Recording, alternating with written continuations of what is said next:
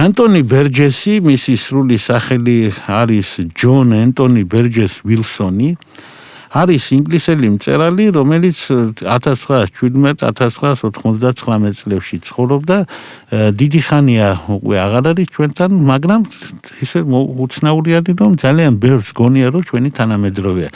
საქმე ის არის, რომ იგი ჩვენ დროზე წერდა და ჩვენს დროზე უფრო შორსაც იხედებოდა. მისი ნაწარმოები, ყველაზე უფრო სახელგანთქმული ნაწარმოები, რომელსაც ქვია მექანიკური პორტოხალი, ან მომართვადი პორტოხალი, ეს ნაწარმოები მსოფლიოში გაიცნეს მაშინვე, როცა დაიწერა, მაგრამ ნაკლები მკითხველი ყავდა აშკარად, ვიდრე სტენლი კუბრიკმა, დიდმა ინგლისელმა და ამერიკელმა რეჟისორმა, რომელსაც ორივე, ასე ვთქვათ, ქვეყანა ჩემულობს, რომ ჩემი არისო, დიდი პოეტის ტომას ელიოტის არ იყოს, როცა სტენლი კუბრიკმა გადაიღო ფილმი ამავე სათაურის, ასე ვთქვათ, მექანიკური პორტოხალი.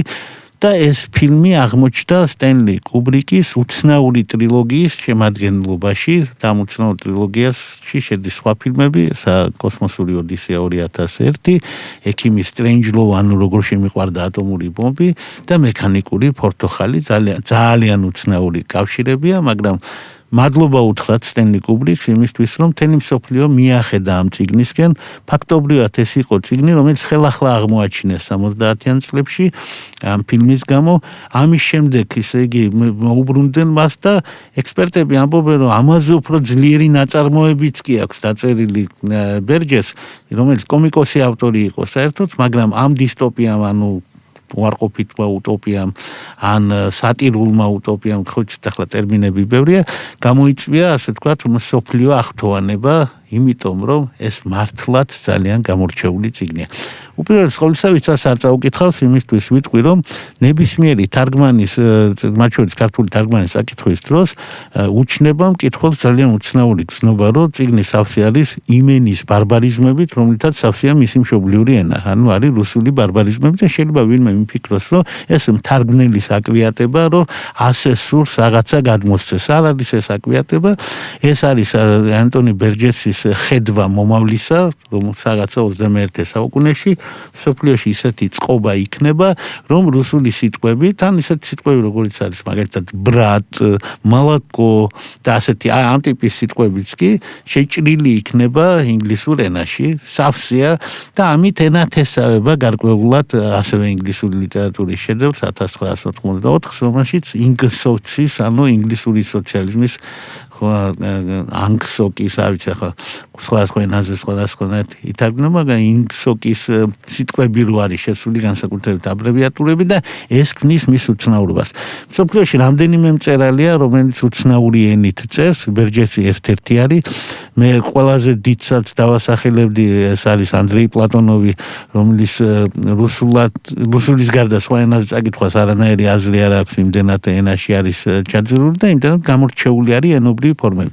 რაც შეეხება ბერჯეს პერსონაჟები, რომელიც ამოქმედება ამ რომანში, ჩვენთვის არის ნაცნობი, საძაგელი და მიუღებელი და საყვარელი და მოსაფერებელი ერთდროულად. ანუ ეს ჩვენი შვილები არიან, პირდაპირ ვთქვათ, ესენი არიან თინეიჯერები, რომლებიც არიან გართული ერთი ძალიან საეჭვო საქმიანობით, რასაც ქვია სისასტიკე. ჩვენი შვილები შეიძლება ამ სისასტიკით ისე არ არიან გართული, როგორც ან შეიძლება ჩვენ გვაქვს ასეთი აბირაცია და წარმოდგენა, თუმცა ამასთანავე თბილისის ქუჩებში ჩვენ შეგვეძლო ჩვენი შვილების პორტრეტები დაგვეთვალიერებინა ზუსტად იმ სისასტიკით და არ ვიცი, სპეციალური ტერმინიც კი გაცოცხლდა ქართულში, გავეშებით გამორჩეული, როგორებიც იყო, რამდენიმე ფოტო არსებობს, თუ ვინმე ჩემი არჯერა შეუძლია დახედოს და გამოიცნოს აბა ნეტა რა გრძნობა არის ეს, რომელიც სახეს ასე ამახინჯებს, მაგრამ ჩვენთვის ეს უცნობი არ არის, ამავე დროს ისინი თუ ცუდად იქცევიან ან არ იქცევიან, ამით არ წყვეტენ ჩვენს შვილობას და ისევ ის ჩვენი მოსავლელი და ჩვენი საყვარელი შვილები უნდა იყვნენ, ამიტომ მე ყოველთვის მიყვირს ხოლმე იმ ადამიანს, რომელიც გაუცხოდება ხოლმე და ისინი ვიღაცა ცუდები, რაღაცა ცალკე არის და აქეთ ძალიან ძნელი არის ასე ლაპარაკი.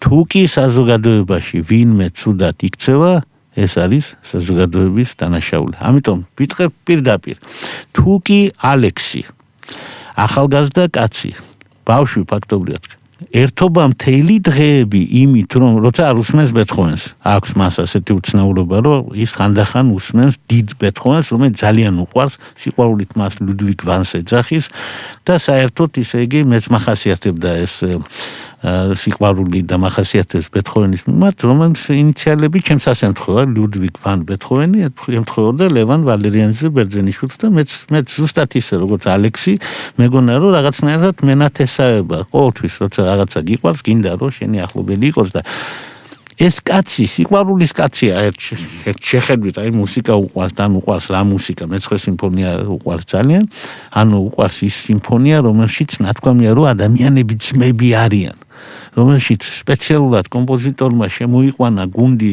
და არღვია ყველა კანონი, რომელიც კი არსებობდა სიმფონისტთან დაკავშირებით და ამღერა ამ გუნდს დიდი გერმანელი პოეტის, გერმანელების აზრით ყველაზე დიდი გერმანელი შემოქმედის ჩვენგან განსხვავებით ჩვენ ვიცით რომ ყველაზე დიდ გერმანელს ქვია გოეთე, გერმანელებს გონიათ რომ ყველაზე დიდ გერმანელს ქვია შილერი, ყოველ შემთხვევაში ასეთი გერმანელები პლუმად არიან, აი შილერის ოდა სიხარულზე იქ ამ სიტყვებით რომ ადამიანები არიან ძმები.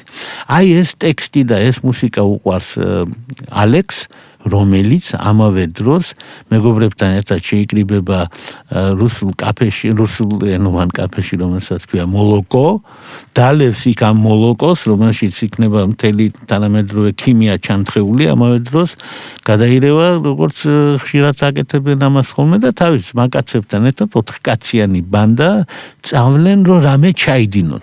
რამე არ ვქნათ, ასე იწყება ეს ნაწარმოები, რომ რაღაცა უნდა ქნან და ეს რაღაცა რა არის? ეს რაღაცა არის მოხუცი ლოთის ცემა, სიკვდილამდე მიყვანა. ეს არის ვინმე მწერლის ოჯახში შეჭრა, ისე რომ არც იციან სად შედიან, მისი ცოლის გაუპატიურება, ამ მწერლის სასტიკად ცემა და ინვალიდება. ეს არის სხვა ასეთ ბანდასთან შერკინება და იქ კარგი ცემა ტყება, რომელსაც შემთხვევით გადაურჩება იმ ბანდის მსხვერპლი გოგო ყავდათ გამოყვანილი და ის უნდა გაეუპატიურებინა და რო დაინახეს უფრო ღირსეული მეტოქე იმათაც თავისი წესები ერთის მიქალი გაუშვეს, სამაგეროდ ამათ შეასკნენ მანქანის მოპარვა, რა თქმა უნდა, და მისი დაძვრა და ასე შემდეგ და ასე შემდეგ. ბოლოს ეს სიკვდილით დამთავრდება, რა თქმა უნდა, იმიტომ რომ ვიღაცას იმსხვერპლებენ და დაიჭერენ.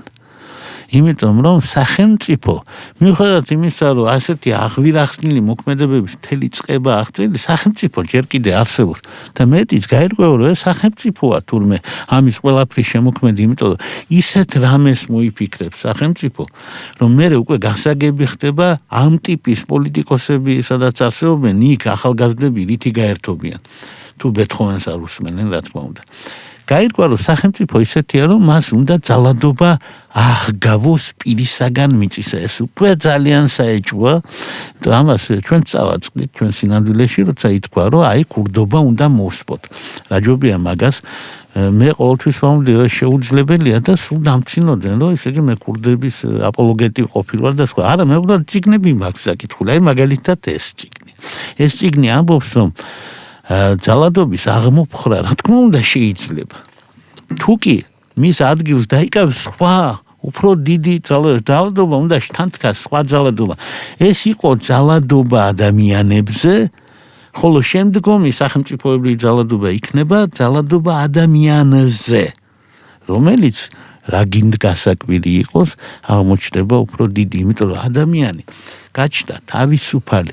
თავისუფალი იმას ნიშნავს, რომ მან უნდა გააკეთოს არჩევანი, ხოლო არჩევანი იმას ნიშნავს, რომ მან შეიძლება კარგი აირჩიოს, შეიძლება ცუდი აირჩიოს და უფალი ჩვენ გვეუბნება თუ ასეთი რამ არსებობს და ვისთვისაც არსებობს, იმათ ეუბნება, რომ შენ თავისუფალი ხარ, შენ კვეთილი და ბოროტი კი არა ხარ დაბადებით, არამედ შენ აკეთებ ამ არჩევანს. მე მახსოვს, რომ შესანიშნავ ნაწარმოებში გენიალურ რომანში არის გენიალური პასაჟი, რომელსაც ქვია დიდი ინკვიზიტორი, სადაც ქრისტე სწორედ ამისთვის, რომ მან ადამიანებს თავისუფლება აჩუქა, აირჩიონ სიკეთესა და ბოროტებას შორის, ეკლესიამ, ინკვიზიციამ, ასე თქვა, კოცონზე შეაგდო და დაწვა.